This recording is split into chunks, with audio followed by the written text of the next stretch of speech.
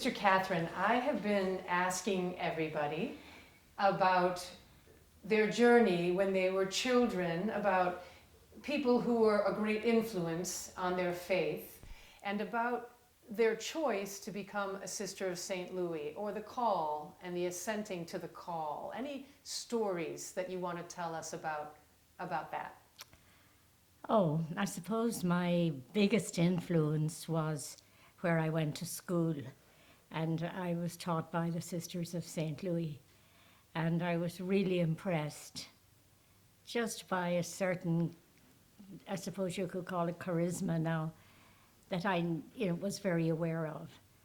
I had, when I was a youngster in our parish, we had presentation sisters, and I went to school with them until I was about 12. And then at age 12, I transferred to St. Louis, which meant quite a journey from home into the city and out to Rathmines, where the school was located.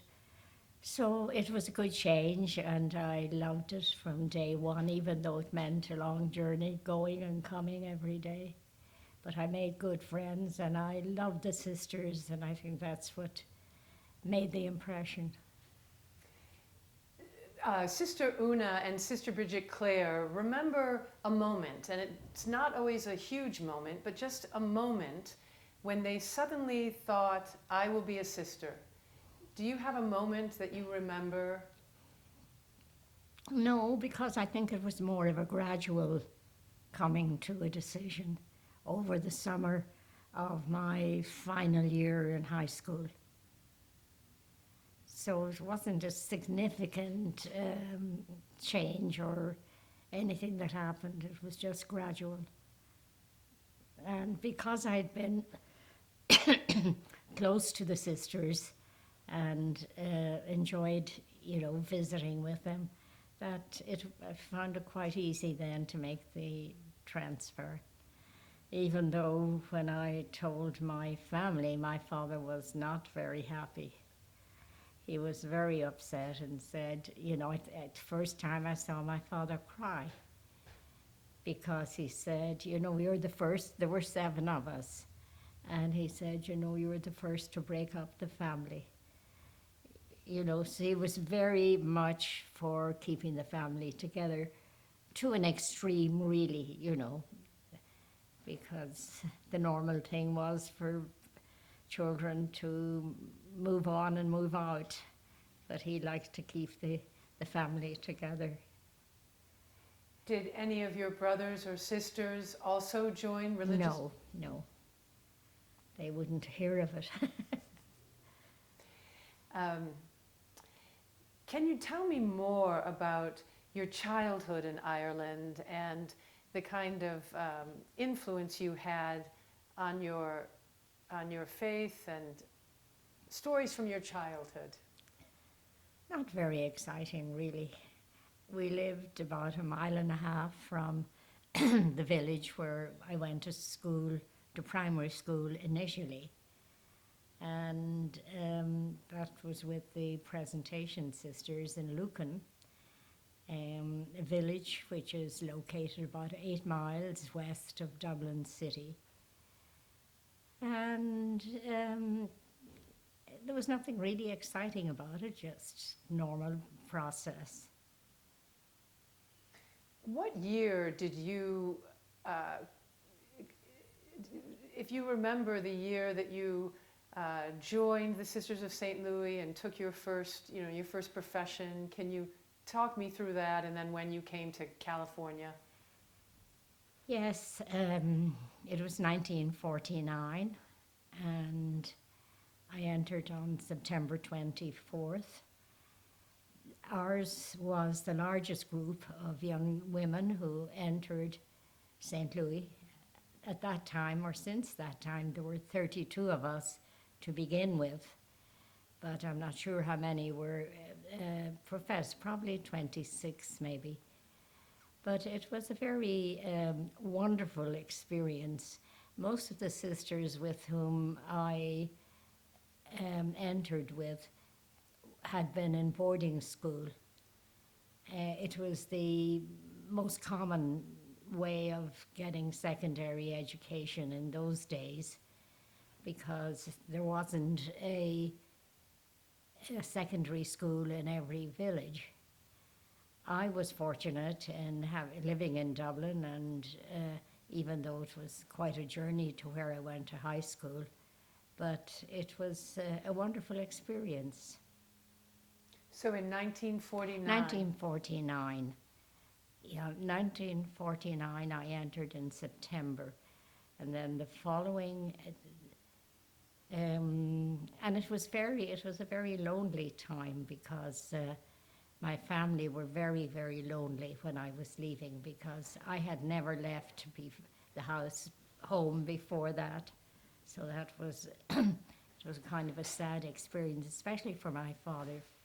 And I used to think of it at night, you know, when I first entered, and many a night I cried myself to sleep with loneliness, you know, thinking of my family and thinking of what was happening at home. But it all worked out eventually, and I never had any regrets after that. You were talking about how it was lonely when you first made a decision and you didn't have the support of your family. Can you tell me a little bit more about those days? I won't say categorically that I didn't have the support of my family. I knew that they were probably hurting more inside, but my family I was number 4 of 7. So my family, it was a matter of letting us do whatever was best for us. And, you know, I don't think they resented it. And it was lonely, you said. It was lonely because I'd been used to being at home with my family. And it worked out okay in the end. Can you tell me, you said that it was a long journey you had to make to and from school every day. Can you tell me how long? And we lived 1.5 miles up from the village of Lucan, which is in County Dublin. So I either walked or rode my bicycle down to the village, then took a bus, about 40 minutes. Now this would have been during the war when, you know, buses and schedules were very often not right on. So I took the bus into this city and then took another bus out to Rathmines where St. Louis School is located. So I went to the elementary school for 1.5 years in Rathmines, and then high school for 5 years. Oh. That was normal in those days, 5 years for high school. That sounds as if it was a 2-hour journey every morning. Not quite.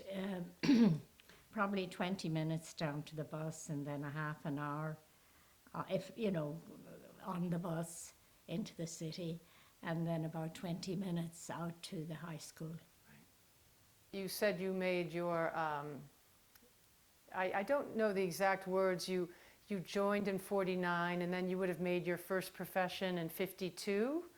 Would that be right? That's correct, yes.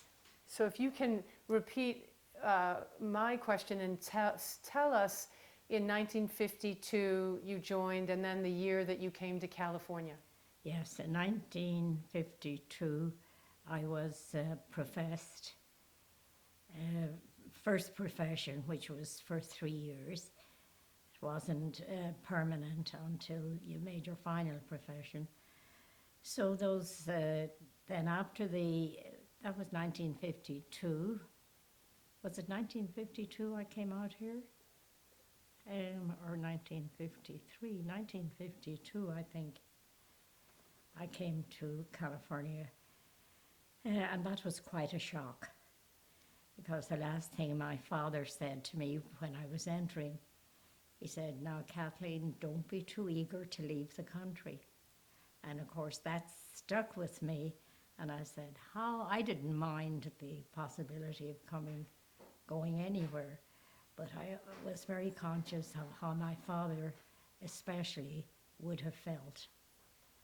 the family breaking up for the first time, and that would have been a little sad moment for me, because so many young men and women in those days were going foreign with different religious groups, and the photographs of 4, 5, 6, 8 young sisters or priests would be on the newspaper, and everybody would see it. So my father didn't want that to happen to me. But it did happen. And I remember I said, how am I going to tell Daddy about this? So what did I do? I called home and went home that weekend and told my father and mother, and my mother was fine. She was always welcome be the holy will of God type of person. But my father took it more seriously and was not very happy about the possibility of my leaving. So I left. The date was set for the 24th of August, I think, 1949. And I went from Dublin. My family came to the station in Dublin to say the last farewell. And in those days, people didn't travel to certainly not to California or to Los Angeles easily in those days. So it was a very, very sad goodbye at the station. Then I went down on the train from Dublin to Cork, from Cork out to Cove, which was the place where the boat was launched. And I stayed in. There were 7 or 8 of us, I think, in the group. So we all met on that train going down to Cork. And that night we were together and had our meal together. And the next day was the leaving part. It wasn't so bad there because my family wasn't at that point. And then we spent, I think, 5 or 6 or 7 days on the boat on the Mauritania. And, that could have been exciting.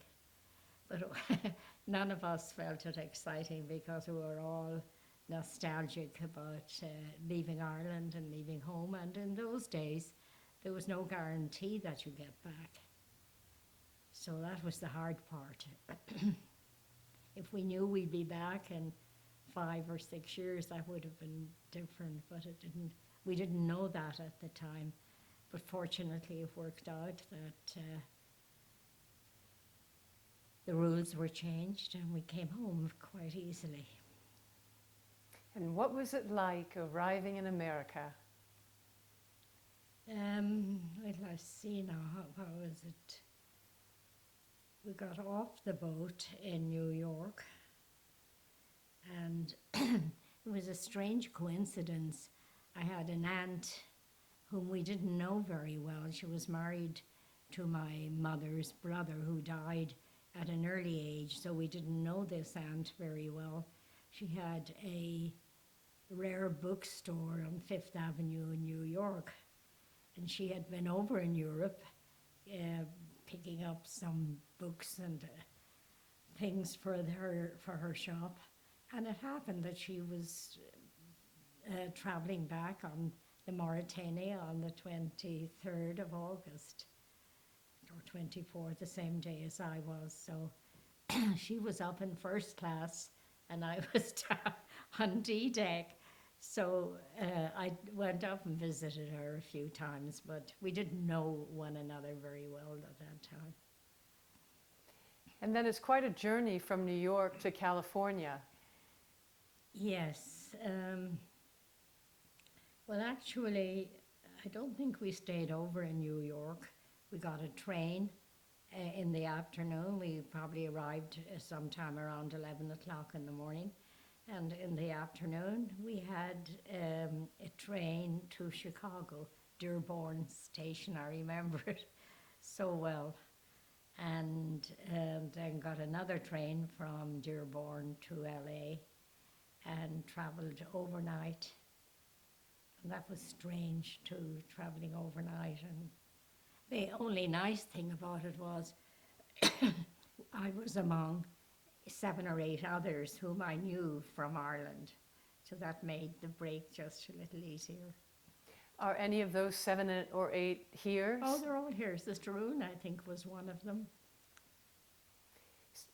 Sister Una mentioned how amazing it was to see rows and rows of orange groves. Oh, yes, yes. We came by train from, as I said, from Chicago.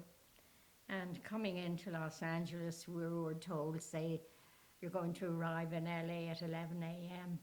Well, from 9 o'clock on, we were standing up, looking out the window, and that's what we saw, rows and rows of orange groves. We must have come in by Orange County, whatever way, and it was the Santa Fe train. Santa Fe all the way. Una also mentioned how hot it was in those habits. Yes. Yeah, I didn't, it was, but, we took it for granted. This doesn't change, so you live with it.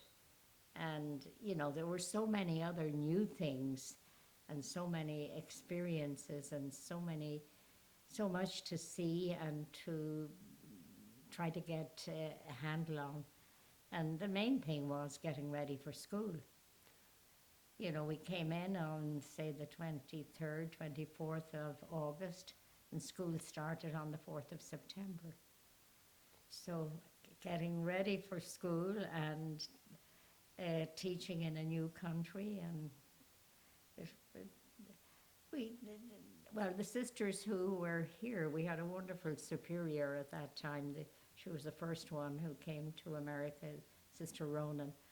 And she was very kind and very understanding and, was very aware of what we were going through. So she was, she made up in many ways for what we were missing or feeling. Now, at that time, you would have gone to the Long Beach area and taught at Mater Dei, is that right? Not I, no. No, I was in St. Bede's in La Cañada. That was my first assignment, and I was there probably for 5 years. And did you live there also? Lived there. We had a convent there, yeah. There were about 8 of us, I think. Have you met Sister Marie-Julie? No. Sister Una spoke about you took your first your first profession for her was in Monaghan. Yes. And did you have your final profession here in the States? Yes, here in the States. No, I was a year ahead of Una, seniority-wise, 1 year ahead. So yes, we made our final vows after 6 years profession here in California. And at the time we were going to school in Mount St. Mary's in Los Angeles. We were pursuing our BA in the American system. And that was another jolt or another experience, going to college, and everything was new. But it was new for everybody around us, so. And we stayed on campus, which made it a little easier because we could relax together then in the afternoon and evening. So you were going to college at the same time you were teaching? Yes. You might not have been part of this, but Rita got a real giggle when she told me about when she first came over, and she and the sisters that she came with were all very young, and they would sit on their beds at night and giggle over some of the mistakes they had made. Oh, yes. Maybe you can tell me a little bit about those early days and the sharing between the sisters. The early days, yes, and I can remember relying heavily. We all relied heavily on those who were a little older than we were and could clue us in before we made the big boo-boos. Well, especially when you were, right in the heart of it with dealing with children and parents in school. So it, we helped each other that way. Do you remember being Irish and coming here, do you remember any of the big boo-boos that you might have made or almost made with the parents and the children? Oh, I'm sure there were many, but I don't think I can recall them right now. I'm sure the children would have a giggle when we'd say something, or depending on what grade level. I started out teaching second. I think we pretty much all started out teaching second grade. And then next year it was sixth grade, and then after that it was eighth grade, so it was there for quite a while. But it was it was challenging but good. And the parents, I can remember the parents were wonderful in every sense of the word. I think that's what kept us going. The fact that the parents were so grateful and so supportive. When they come around to pick up their kids after school, they'd always stop by and talk, and were always wonderful to us at holiday time, Christmas, Easter. And then you taught through high school, you taught English. I taught English just for 1 year, I think, in Mater Dei. Don't remember too much about that. And I can't remember why I was in sent to Mater Dei. One of the things that's interesting to me, and it might be something that you remember having an effect or not, but all the sisters that I'm interviewing grew up in Ireland in pre-Vatican II Catholic households, and then you were in religious life as the church and the society was changing very much with Vatican II, and now it's post-Vatican II. Is there anything that you can tell us about from the change of habit, but anything you can tell us? I don't remember the change being radical. It happened. We were very much in touch with what was going on. We had a superior out here at the time. She was the superior who first came to California, Sister Mary Ronan, or Mother Ronan in those days. And she was very open and very, very well read and very up to date on, say, Vatican II. She nearly knew what was coming before it came.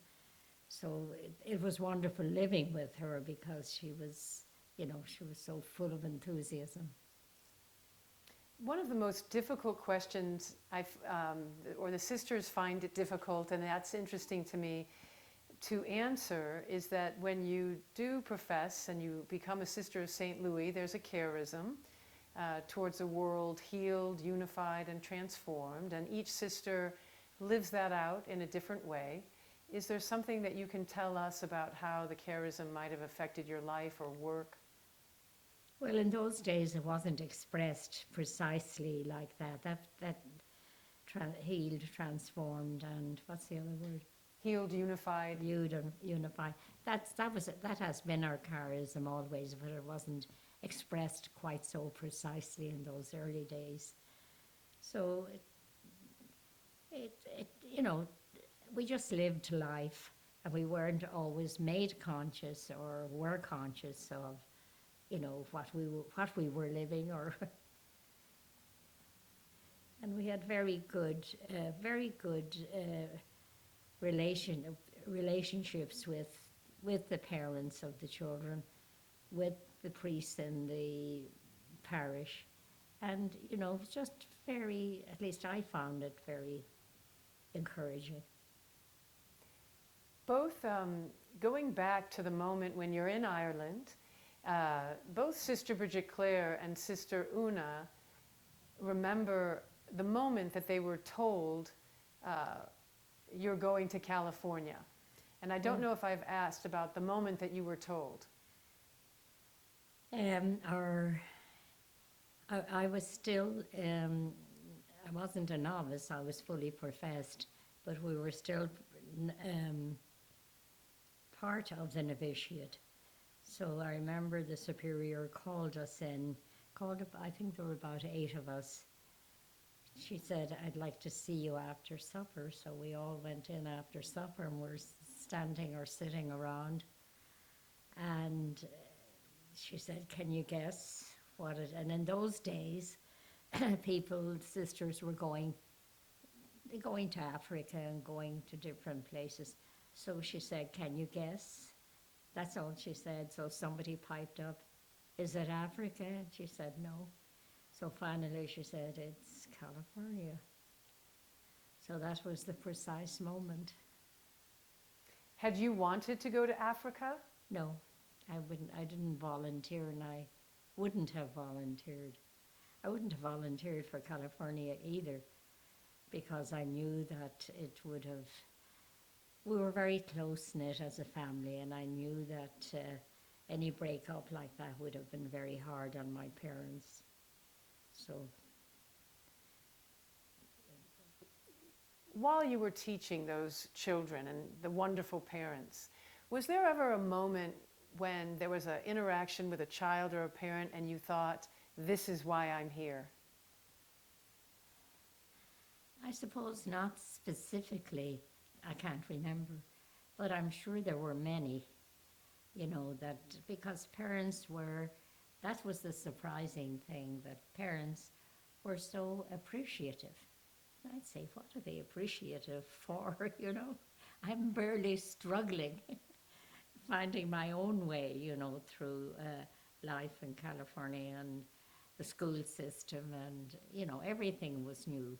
The textbooks and the people, somebody like Rita McCormick now would have been wonderful for me when I came, because she would walk me through, say, a reading lesson, the way it was taught here, and how to use the teacher's manuals and things like that that I hadn't been used to.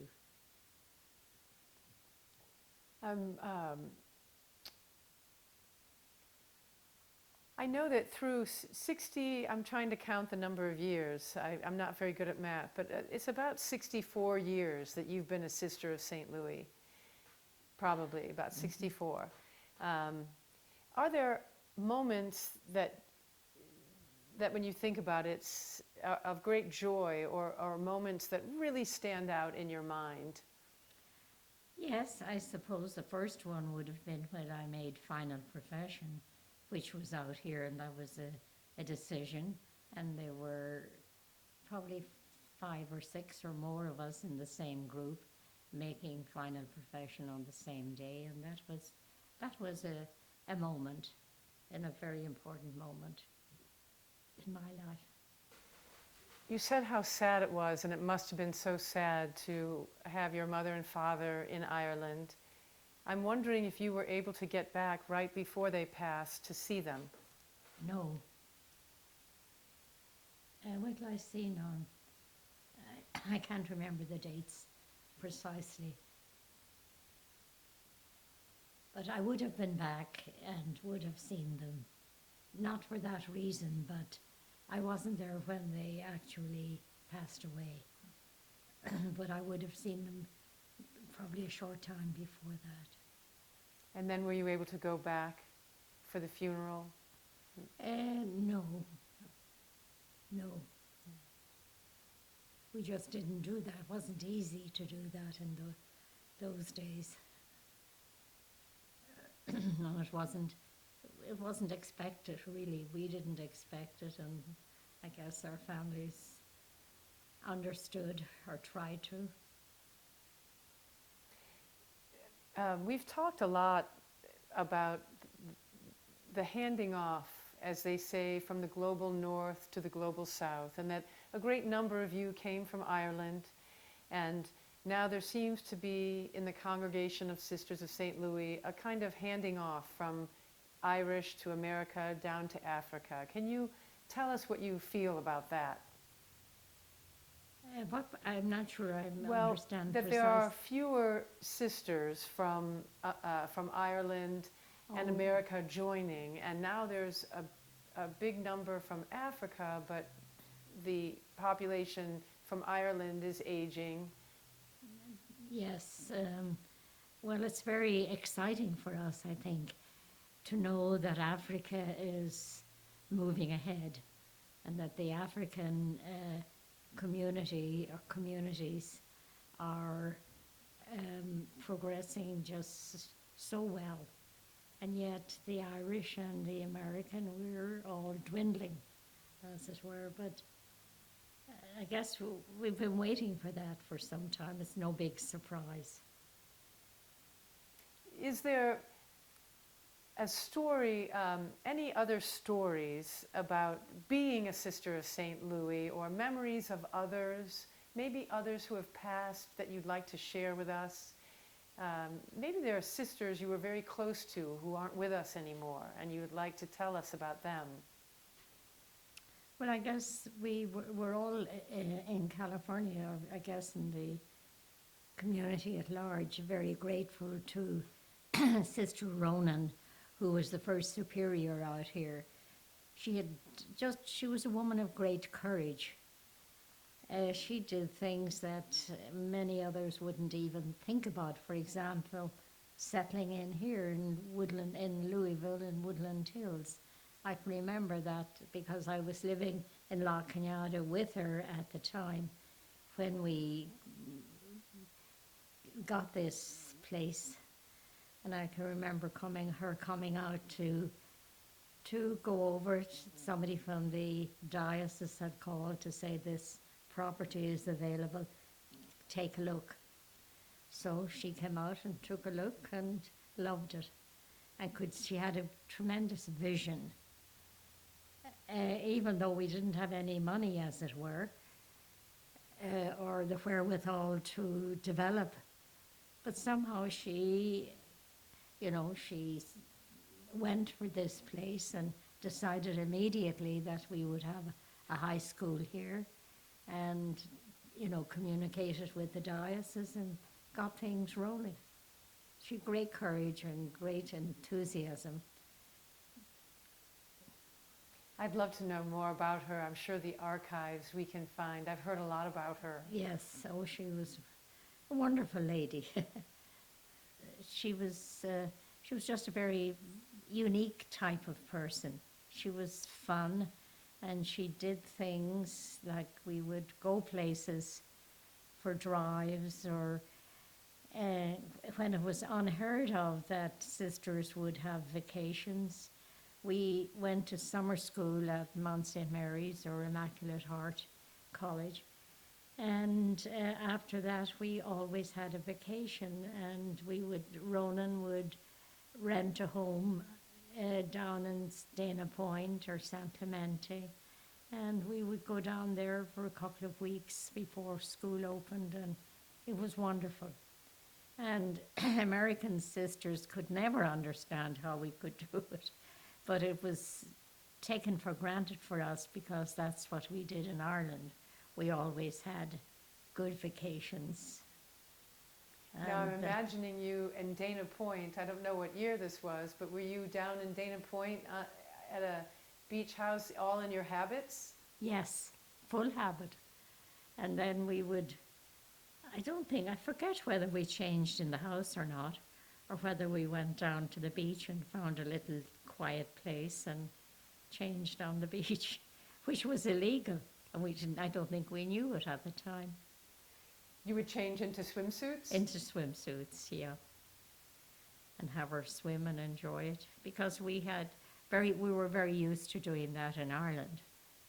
So it was nothing new. And I imagine the other people on the beach, the Americans on the beach, would have thought you were quite a sight in your habits coming down. Probably thought so, but we would have been in a quiet, I can remember the name of the street was La Rambla in San Clemente, and we had a little narrow way down to the beach, totally private. Or Catherine, if you have anything that's popping in your mind, I don't want to stop unless you say, if you have anything else that you'd like to say about being a Sister of St. Louis. I don't think so. All I can say is that I'm quite happy to be where I am at the stage where I am. where I'm I'm not as gainfully employed anymore. I'm retired, and it's wonderful to be retired and to be living here in this beautiful environment. So Well, thank you so much. you're very It's welcome. wonderful to talk to you.